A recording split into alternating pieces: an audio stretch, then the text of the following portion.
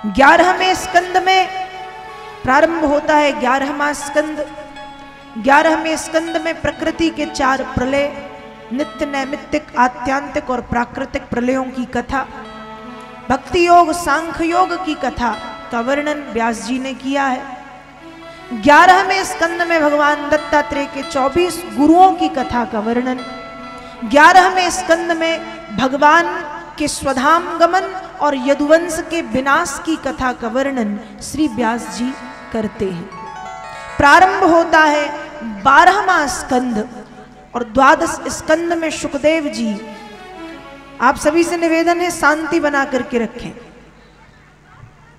12वें स्कंद में श्री सुखदेव जी कलयुग के गुण और दोषों का वर्णन करते हैं।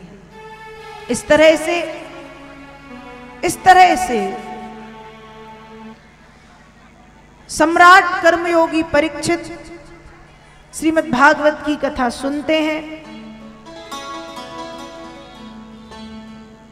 12वें स्कंद में सुखदेव जी कलयुग के गुण और दोषों का वर्णन करते हैं।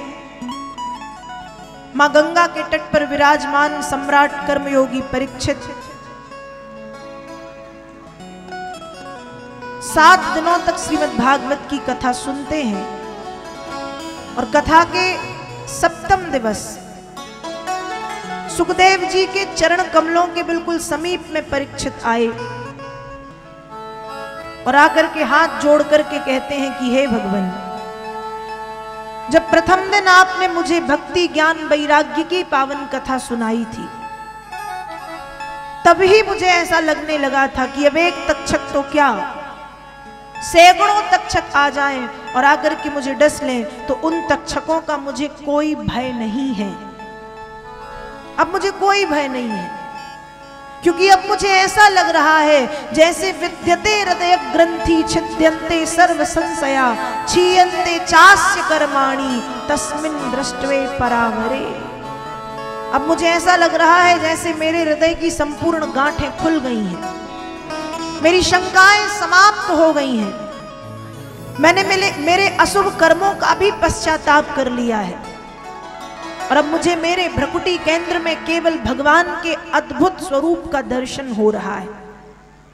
वेदव्यास जी लिखते हैं कि जो परीक्षित स्वयं महायोगी हैं, प्राकूले बरहस्यासीनो गंगाकूल उदंग मुख ब्रह्मभूतो महायोगी निस्संगस्य छिन्न संशया। जो परीक्षित स्वयं महायोगी हैं, जो गंगा तट पर विराजमान हैं, वे कह रहे हैं कि अब तो मैं भगवान के सुंदर स्वरूप का दर्शन कर रहा हूं। परीक्षित की बातें सुनकर के सुखदेव जी के मन में अत्यंत प्रसन्नता हुई और सुखदेव जी कहते हैं कि परीक्षित, क्या आप मुझे बता सकते हैं कि भगवान के किस स्वरूप को आप देख रहे हैं? परीक्षित ने उत्तर दिया है कि भगवान के उस स्वरूप का दर्शन और मैं प्रभु की उस कृपा को विचार करके प्रसन्न हो रहा हूं। मैंने सुना आपके मुख से कि प्रभु इतने कृपालु हैं, प्रहलाद के लिए खंबे से प्रकट हो गए। प्रभु इतने कृपालु हैं कि ध्रुव के लिए घने जंगलों में पहुंच गए। प्रभु इतने कृपालु हैं कि गोपियों के लिए उन्हीं की तरह बन गए। प्रभु इतने कृपालु हैं, प्रहलाद के लिए नरसिंह बन करके आए, द्रौपदी के लिए वस्त्र बनकर के द्रौपदी की साड़ी से लिपट गए। ऐसे प्रभु की कृपा का मैं दर्शन और स्मरण करके प्रसन्न हो रहा हूं। और परीक्षित कहते हैं कि हे भगवान, मुरली बजाने वाले गिरिवर उठाने वाले मैं दास हूँ तुम्हारा, मैं दास हूँ तुम्हारा। घूम लिया जग सारा मैंने, दर्शन तेरा पाया।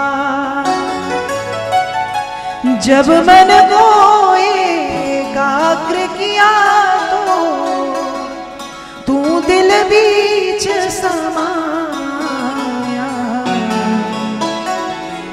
हृदय में रहने वाले राधा रमण हमारे, मैं दास हूँ तुम्हारा,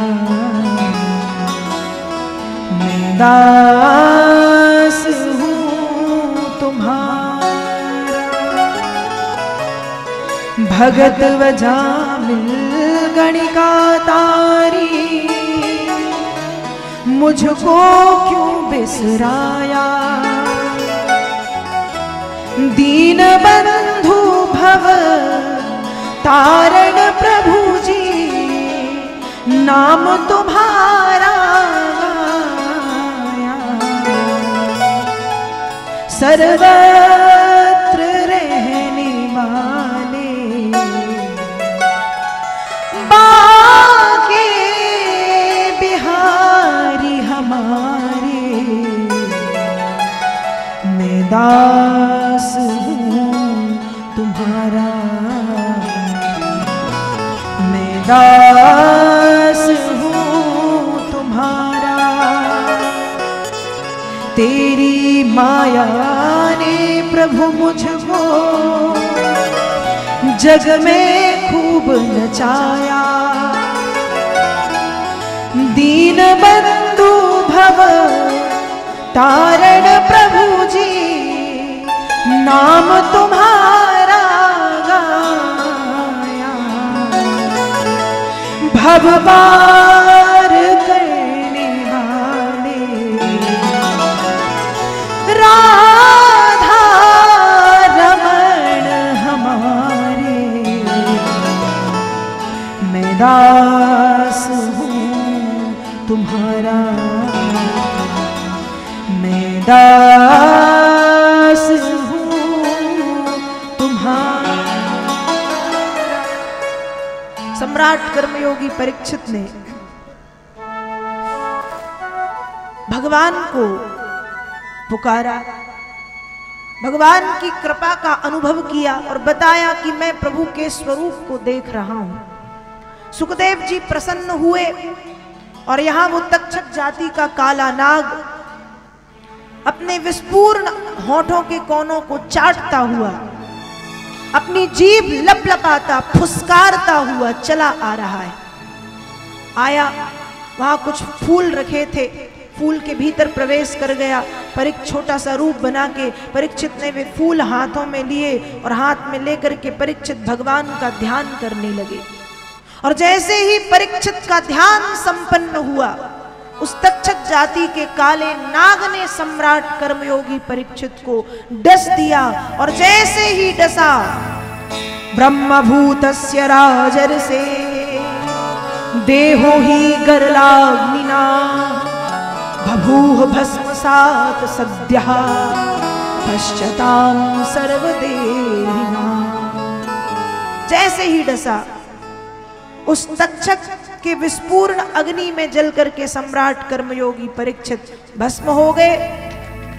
और सम्राट कर्मयोगी परीक्षित को लेने के लिए भगवान के पार्षद विमान लेकर के आए और उस विमान में बैठ करके सम्राट कर्मयोगी परीक्षित भगवत धाम के लिए प्रस्थान करते हैं, भगवत धाम के लिए गमन करते हैं। 7 दिनों तक श्री सुखदेव जी महाराज के मुखारविंद से पतित पावनी मां गंगा के दक्षिण तट पर उत्तर दिशा तरफ मुख करके कुसा की आसन पर महायोगी परीक्षित ने जब श्रीमद् भागवत की कथा श्रवण की तो परीक्षित के सारे पाप संताप शोक समाप्त हो गए और अंत में सम्राट कर्मयोगी परीक्षित को भगवत धाम की प्राप्ति होती, परीक्षित का उद्धार हो गया।